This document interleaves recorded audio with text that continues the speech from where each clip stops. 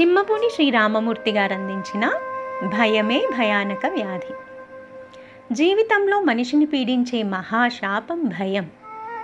ప్రతి మనిషిలోనూ ఏదో సందర్భంలో ఏదో కారణంగా భయం ఏర్పడుతూనే ఉంటుంది. వేరుపురుగు వృక్షాన్ని కూల్చేసే విధంగా భయం అనేది మనిషి మనసులో దిగులును, అశాంతిని, నిరాశ నిస్పృహలను, పిరికితనాన్ని, దుఃఖాన్ని పెంచుతుంది. అభద్రతా భావాన్ని ప్రేరేపిస్తుంది. మనిషికి మరణం ఒక్కసారే వస్తుంది. భయం అనుక్షణం చావును చవి చూపిస్తూనే ఉంటుంది.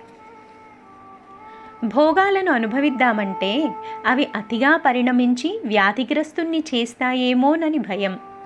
ఇంటి గుట్టు రట్టయితే అపఖ్యాతి పాలవుతామేమోనని భయం. దొంగల దృష్టి పడితే సంపదంతా పోతుందేమోనని భయం.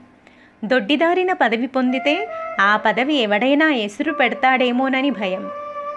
సత్కారాలు, పురస్కారాలు పొందుతూ ఉంటే ఎవడైనా కలంకం ఆపాదిస్తాడేమోనని భయం. బలపరాక్రమాలతో విజయం పొందగానే ఏ విశ్వాసఘాతకుడైనా దొంగదెబ్బ తీస్తాడేమోనని భయం. వయసు మీరిన కొద్దీ యవ్వనం సౌందర్యం కోల్పోయి ముడతలు పడ్డ శరీరం ఎంత వికృతమైపోతుందోనని భయం.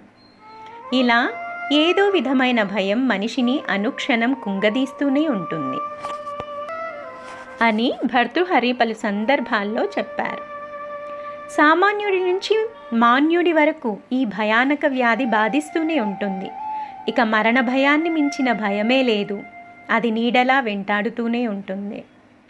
మనం ఎంత భయపడ్డా మృత్యు భయం నుంచి తప్పించుకోలేం కదా. ఈ సత్యం అందరికీ తెలుసు. అయినా ఆ భయం మనసులో గూడు కట్టుకొని అలాగే తిష్ట వేసి కూర్చుంటుంది. జీవితం అన్నాక కష్టాలు వస్తాయి, సమస్యలు వస్తాయి, ఆటంకాలు వస్తాయి, చిక్కులు చికాకులు ఏర్పడతాయి. అంత మాత్రానికే మిన్ను విరిగి మీద పడినంతగా బాధపడిపోయి పిరికితనంతో ఆత్మహత్యలకు పాల్పడే వాళ్ళు ఉంటారు. ఇది మహాపాపం. భగవంతుడిచ్చిన జన్మను, జీవితాన్ని చేజేతులా అంతం చేసుకునే హక్కు, అర్హత మనకు లేవు. భయం అనే మహావ్యాధికి వైరాగ్యం ఒక్కటే దివ్యమైన ఔషధం. మరి వైరాగ్యం ఎలా కలుగుతుంది? ఎక్కడ దొరుకుతుంది? ఎవరు తెచ్చిస్తారు? ఇది ఎక్కడో దొరికేది కాదు. అన్వేషించాలే కానీ మన మనసులోనే దొరుకుతుంది. భక్తి అనే సోపానాన్ని అధిరోహించగానే కనిపించే పై మెట్టు వైరాగ్యం.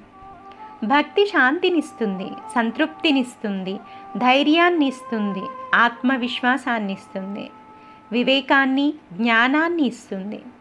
అప్పుడిక భయం ఎక్కడిది? భయపడి మనల్ని తక్షణమే వదిలి పారిపోదు. మార్కండేయుడు, ప్రహ్లాదుడు, ధ్రువుడు భక్తితోనే అవరోధాలను అధిగమించారు. ఓటమి అనేది జీవితంలో సహజం. ఓడిపోతే గెలవడం నేర్చుకోవాలి. మోసపోతే జాగ్రత్తగా ఉండటం నేర్చుకోవాలి. చెడిపోతే బాగుపడడం నేర్చుకోవాలి. గెలుపును ఎలా పట్టుకోవాలో తెలిసిన వాడికంటే నిర్భీతితో ఓటమిని ఎలా తట్టుకోవాలో తెలిసిన వాడే గొప్పవాడు, అజేయుడు, వివేకశీలి. చెట్టో గుట్టో అడ్డం వస్తే ప్రవాహం అక్కడే ఆగిపోతుందా? జీవితము అంతే. నా హృదయ కుహరంలో శంకరుడనే సింహం ఉండగా ఇక నాకు భయం ఎందుకు అంటాడు ఆదిశంకరులు.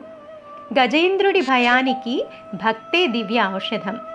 హనుమ భయానికి రామచింతనే భవ్య ఔషధమైంది. పాండవుల ఆపదలకు కృష్ణహస్తమే నవ్య ఔషధమైంది. ఈ సత్యం తెలిసిన వాడి నిఘంటువులో భయం అన్న పదమే ఉండదు.